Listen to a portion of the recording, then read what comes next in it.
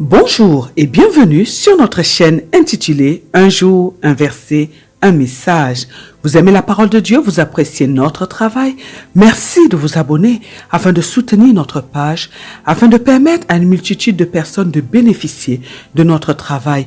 Que Dieu vous bénisse. Notre passage de ce jour est tiré du livre d'Ésaïe, chapitre 61, le verset 1er. La Bible nous dit « L'Esprit du Seigneur, de l'Éternel, est sur moi, parce que l'Éternel m'a consacré par onction pour annoncer de bonnes nouvelles aux pauvres. Il m'a envoyé pour guérir ceux qui ont le cœur brisé, pour proclamer aux déportés la liberté et aux prisonniers la délivrance. » Dans notre passage d'aujourd'hui, c'est donc le prophète Ésaïe qui nous parle de notre Seigneur Jésus-Christ. Notre Seigneur Jésus-Christ qui est loin de Dieu, lui qui devait venir donc pour annoncer la bonne nouvelle du royaume de Dieu à ceux qui sont égarés, celui qui est venu pour guérir ceux qui ont le cœur brisé, celui qui est venu pour libérer ceux qui sont captifs, celui qui est venu apporter la délivrance aux prisonniers. Aujourd'hui, nous qui sommes donc en Christ, nous qui sommes des oints de Dieu, aujourd'hui des enfants de Dieu, nous sommes donc ceux qui devons apporter ces choses à l'humanité, aux hommes. Nous allons donc voir ce que ça signifie exactement et comment faire pour y parvenir. Nous sommes aujourd'hui dans le livre du prophète Ésaïe. Ésaïe qui est le fils d'Amoth et donc qui est l'auteur de ce livre qui porte son nom. Le nom d'Ésaïe signifie le Seigneur est le salut. Et nous voyons cette idée se refléter dans les écrits du prophète Ésaïe. Ésaïe a exercé son ministère de prophète à Jérusalem pendant une 40aine d'années.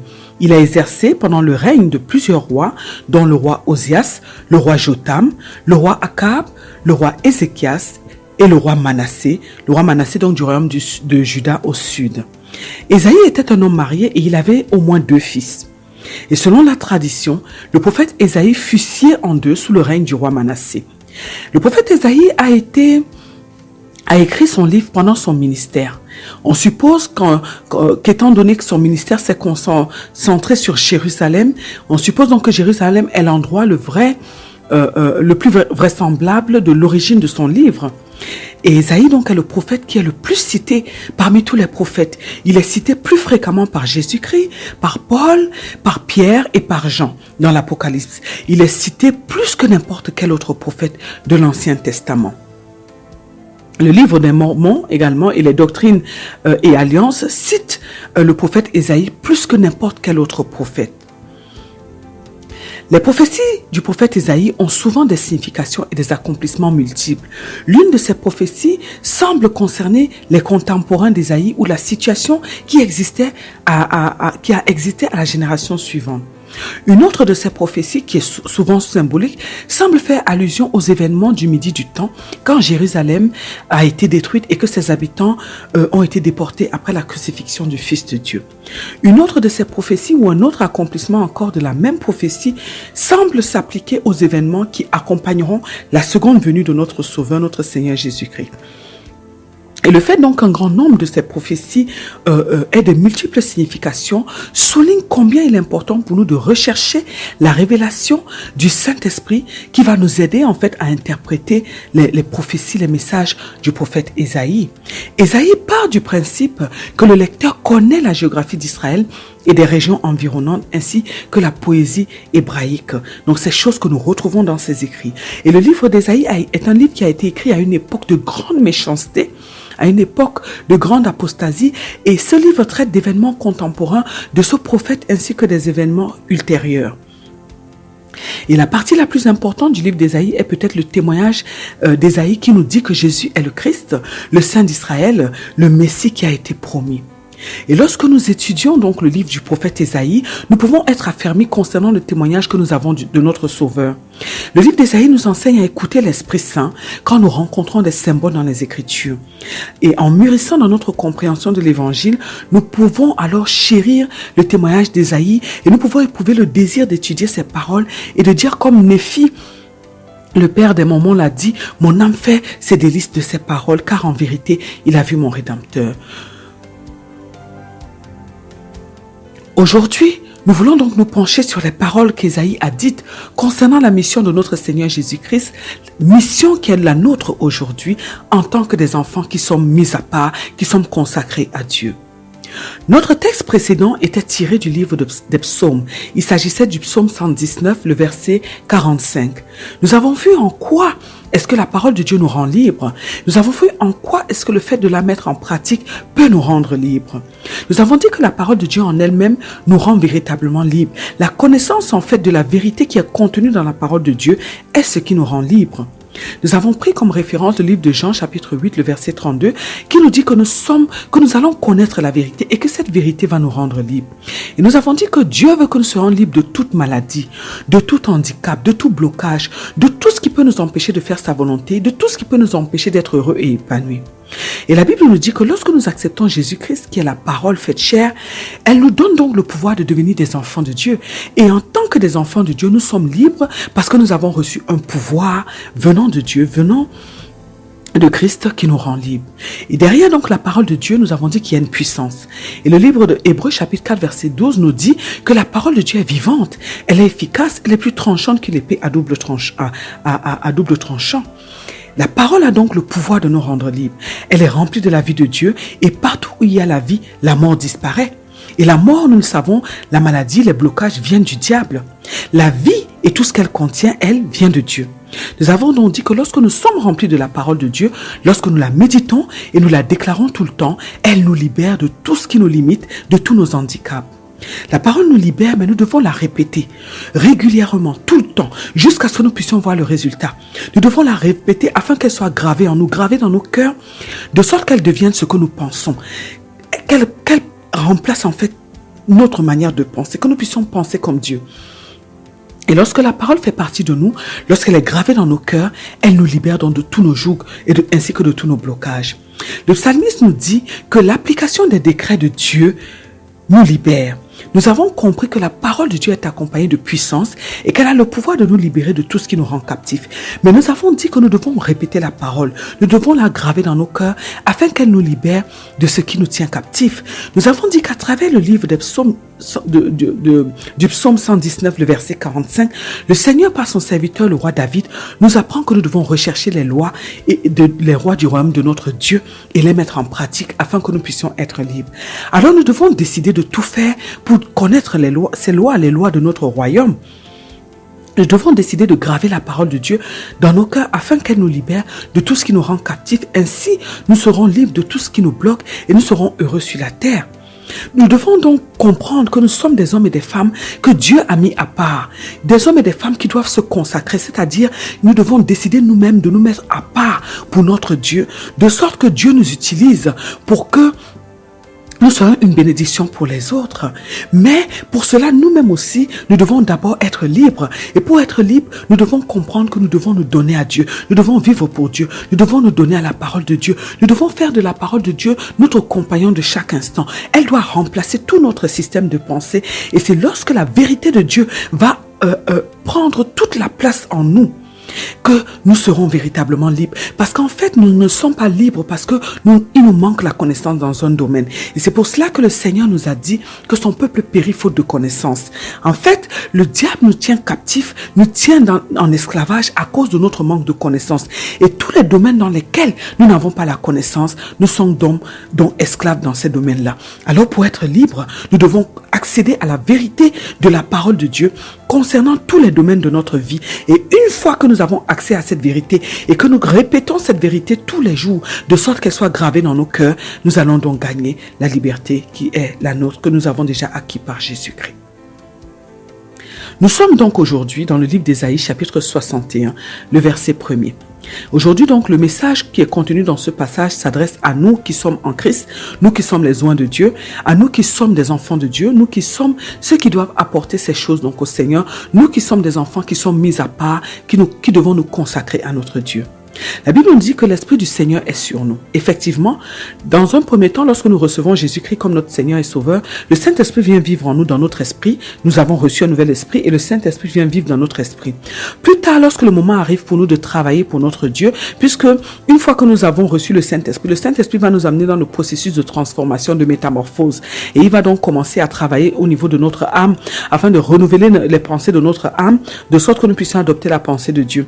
Et lorsque maintenant nous arrivons au moment où nous sommes préparés, où nous sommes prêts à entrer dans notre mission, dans le travail que Dieu nous a donné. Le Saint-Esprit va donc nous revêtir d'une puissance, comme il l'a fait pour Jésus-Christ. Il va venir donc sur nous afin de nous rendre capables d'accomplir les choses que nous devons faire. La Bible nous dit dans le livre de Luc chapitre 4, le verset 14, que Jésus, revêtu de la puissance de l'Esprit, retourna en Galilée et sa renommée se répandit dans tout le pays alentour. Effectivement, Jésus-Christ a été revêtu donc par la puissance du Saint-Esprit et il a commencé donc à œuvrer, à faire l'œuvre de Dieu. Il allait prêcher, il guérissait les malades, il délivrait les possédés, il ressuscitait les morts. Et à cause de ce qu'il a fait, de ce que la capacité de cette puissance l'a rendu capable de faire, il a donc gagné en renommée. Il a été renommé donc dans tout le pays et d'alentour. Et Jésus donc a d'abord été revêtu de la puissance de Dieu, de la capacité d'accomplir sa mission avant qu'il aille travailler. Et le Seigneur procède de la même manière pour nous. Le Saint-Esprit nous équipe donc afin que nous soyons capables de faire la volonté de notre Père. Nous recevons la puissance de Dieu, nous recevons des dons spirituels. Mais avant de recevoir, nous devons d'abord laisser le Saint-Esprit travailler en nous, travailler au niveau de notre âme. Nous avons vu dans les messages précédents comment ce processus est douloureux, mais nous devons l'accepter parce que c'est une fois qu'il nous a préparés qu'il va donc nous donner cette puissance, parce que Dieu ne peut pas nous faire confiance si nous ne sommes pas matures, si nous ne sommes pas prêts. Dieu n'est pas quelqu'un qui gaspille. Donc nous devons donc être prêts. Et après, nous allons recevoir cette puissance. Et une fois que nous avons reçu cette puissance, le Saint-Esprit va commencer à nous parler, à nous conduire, à nous donner des directives pour que nous puissions donc entrer dans le travail que nous avons à faire, que nous puissions commencer donc à œuvrer.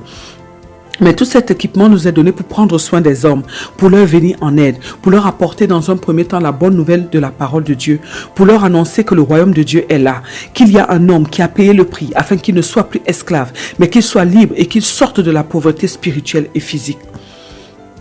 Jésus-Christ nous le dit dans le livre de Jean chapitre 10, le verset 10, qu'il est venu afin que ses brebis aient la vie et qu'elles soient dans l'abondance.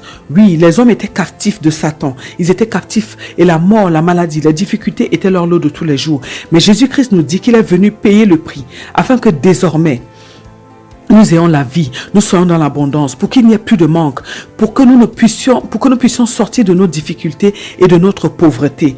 Aujourd'hui, il est de notre devoir d'annoncer ces choses aux hommes, qu'ils en soient ces hommes-là qui sont encore captifs de Satan. Donc, ce que nous recevons comme puissance, comme capacité, comme don, tout cela est en fait pour le mettre au service des autres. Ce n'est pas pour notre propre bien, c'est pour servir les autres. Mais avant de le faire, nous devons nous assurer que nous-mêmes, nous ne sommes plus captifs, que nous-mêmes nous sommes sortis de la maladie, que nous-mêmes nous sommes sortis de la pauvreté. Nous devons avoir un témoignage pour montrer aux hommes, à ces personnes vers qui Dieu va nous envoyer, que Dieu l'a fait pour nous. Et parce que Dieu l'a fait pour nous, il est capable de le faire également pour elles. De même, il est de notre devoir aujourd'hui de nous disposer afin que le Saint-Esprit nous utilise pour qu'à travers nous, les hommes soient guéris dans leur âme. Nous sommes mis à part. Nous devons nous-mêmes nous consacrer à Dieu. Se consacrer à Dieu, c'est avoir une vie différente. Comprendre que nous sommes mis à part, que nous sommes choisis pour une mission spéciale et que nous ne pouvons donc plus vivre comme tout le monde vit. Que nous devons vivre vraiment selon les principes de Dieu. Que nous devons avoir une vie de discipline. Nous ne pouvons plus vivre dans la futilité. Nous ne pouvons plus faire les mêmes choses que tout le monde fait. Nous nous sommes mis à part. Nous sommes spéciales. Nous sommes des personnes spéciales et nous devons donc vivre de cette manière-là. Nous devons surveiller tout ce que nous faisons. Nous devons honorer Dieu dans tout ce que nous faisons. Nous sommes mis à part. Oui. Et c'est lorsque nous comprenons cela, lorsque nous marchons de cette manière-là, que nous permettons donc au Saint-Esprit de nous utiliser pleinement. Alors, plusieurs personnes ont le cœur brisé. Plusieurs personnes ont depuis leur enfance subi des abus. D'autres ont été rejetés, d'autres ont été méprisés, d'autres ont été abandonnés, d'autres ont été trahis. Et Jésus veut que nous puissions leur apporter la guérison. Il veut que nous puissions, à l'aide de sa parole, apporter la consolation à ces personnes, mais également en manifestant sa puissance. Parce que nous sommes des esprits. Et nous devons avoir une vie qui manifeste le surnaturel de Dieu en tant que des esprits. De cette manière, les hommes verront à travers nous que le Dieu dont nous parlons est vraiment réel. Nous devons être les instruments pour la délivrance de ceux qui sont captifs. Jésus-Christ est venu nous montrer le chemin. Il est venu accomplir ces choses. Il est venu manifester ce surnaturel. Et il est venu nous montrer l'exemple de sorte que nous aussi nous puissions emboîter ses pas. Ses disciples l'ont fait. Nous aussi aujourd'hui, nous devons comprendre qu'il est de notre responsabilité de manifester le surnaturel. La Bible nous dit que voici les signes qui accompagneront ceux qui auront cru. Au nom de Jésus, nous chasserons des démons, nous parlerons des nouvelles langues, nous guérirons les malades, nous allons boire des breuvages mortels et ils ne nous feront rien. Nous devons donc être des instruments pour la délivrance des membres de nos familles dans un premier temps, puis celle de toute personne qui est captive autour de nous. Nous ne devons pas avoir autour de nous des personnes qui sont captives sans que nous ne puissions pas intervenir. Ce n'est pas normal. Dieu nous défend cela. Nous devons prendre nos responsabilités, nous devons comprendre quel est le rôle que nous devons jouer et nous devons nous lever. Même si les personnes autour de nous ne manifestent pas cette puissance, ne manifestent pas ce surnaturel, nous devons comprendre qu'il est de notre devoir et nous devons le faire. Nous sommes une solution pour les hommes sur la terre. Nous sommes la solution que Dieu envoie aux hommes sur la terre. Mais si nous sommes nous-mêmes encore captifs, est-ce que nous pouvons délivrer les hommes? La réponse est automatiquement non. Nous comprenons alors que pour être capable d'accomplir notre mission, nous devons nous-mêmes être des personnes qui sont véritablement libres. Nous devons être à l'image de Jésus-Christ, des personnes qui sont conduites par le Saint-Esprit, des personnes qui entendent la voix du Saint-Esprit, des personnes qui reçoivent des directives du Saint-Esprit, des personnes qui dominent sur le monde des ténèbres, des personnes qui accomplissent des grandes choses sur la terre. Pour cela, nous devons chercher à savoir qui nous sommes. Nous devons chercher à vivre par la foi et non par la vue. Nous devons manifester notre foi au quotidien, dans des petites choses dans un premier temps, en appelant le surnaturel dans ces petites choses-là et ensuite, petit à petit, dans des grandes choses. Nous devons tout faire pour dépendre de Dieu et non des hommes, en refusant l'aide des hommes lorsque nous traversons des moments difficiles jusqu'à ce que Dieu intervienne dans notre vie. C'est de cette manière-là que nous allons activer le surnaturel dans notre vie. Parce que lorsque nous comptons sur Dieu, Dieu va se manifester de manière surnaturelle. Dieu va intervenir. Alors, à travers notre passage d'aujourd'hui, nous comprenons qu'il est primordial que nous soyons libres dans notre vie d'enfant de Dieu, dans notre vie de oint, dans notre vie de mise à part, dans notre vie d'enfant consacré. Parce que nous devons nous-mêmes être des instruments qui vont servir pour que plusieurs soient libres, pour que plusieurs soient délivrés. Si nous nous rendons compte que nous-mêmes nous ne sommes pas libres, nous devons tout faire pour recevoir cette liberté. Seul Jésus-Christ, nous devons le comprendre, seul Jésus-Christ peut nous rendre véritablement libres. Mais nous devons l'aider en nous remplissant de la parole de Dieu. Nous devons nous-mêmes rechercher la vérité de la parole de Dieu, car c'est cette vérité qui, lorsqu'elle est gravée dans nos cœurs, va nous libérer. Nous sommes effectivement prisonniers dans tous les domaines où nous sommes ignorants. Seule la connaissance de la vérité de Dieu peut nous rendre libres. Nous avons donc compris aujourd'hui que nous avons une grande responsabilité en tant que des enfants de Dieu sur la terre. Alors, mes bien-aimés dans le Seigneur Jésus-Christ, nous devons décider de ne plus vivre comme des personnes insouciantes. Nous devons décider de vivre comme des personnes responsables, des personnes qui connaissent notre devoir d'enfant de Dieu et des personnes qui nous mettons au travail pour que plusieurs puissent trouver leur épanouissement, leur délivrance, leur liberté à travers nous. Dieu compte sur nous, mes bien-aimés, alors ne le décevons pas. Ne vivons plus pour nous-mêmes, mais vivons pour satisfaire aux besoins de notre Dieu. Vivons pour plaire à notre Dieu. Vivons pour que, à travers nous, beaucoup d'enfants de Dieu, beaucoup d'âmes égarées soient sauvées et nous pouvons être sûrs que notre récompense sera certainement, notre récompense sera vraiment grande. C'est très important. Prenons conscience aujourd'hui. Dieu nous interpelle à travers ce passage. Il nous parle de notre rôle. Il nous parle de l'importance du rôle que nous devons jouer. Alors décidons aujourd'hui de prendre conscience, décidons de nous mettre au travail, décidons de nous mettre à part, décidons de nous consacrer, décidons vraiment de faire la volonté de Dieu et nous pouvons être sûrs que nous ne serons jamais déçus, que notre Dieu sera toujours avec nous, il va toujours nous conduire parce qu'il va lire dans nos cœurs que nous sommes vraiment disposés à faire sa volonté. Prions aujourd'hui afin que Dieu nous aide à prendre conscience que nous devons vivre en étant libres parce que nous avons la responsabilité de travailler afin que plusieurs soient libres à travers nous. Prions afin que Dieu nous donne la capacité de collaborer avec le Saint-Esprit au quotidien, de sorte qu'il nous aide à faire de sa parole notre nourriture de chaque instant. Prions afin que Dieu nous aide à accomplir notre mission qui est d'apporter la bonne nouvelle aux pauvres, d'apporter la guérison de l'âme aux hommes, d'apporter la délivrance et la liberté aux captifs ainsi qu'aux prisonniers, que nous puissions vivre pour Dieu et pour les hommes et non plus pour nous-mêmes, au nom puissant de notre Seigneur Jésus-Christ. Amen. Que Dieu vous bénisse, qu'il bénisse vos familles, qu'il vous bénisse éternellement et à très bientôt sur notre chaîne. Un jour, un verset, un message.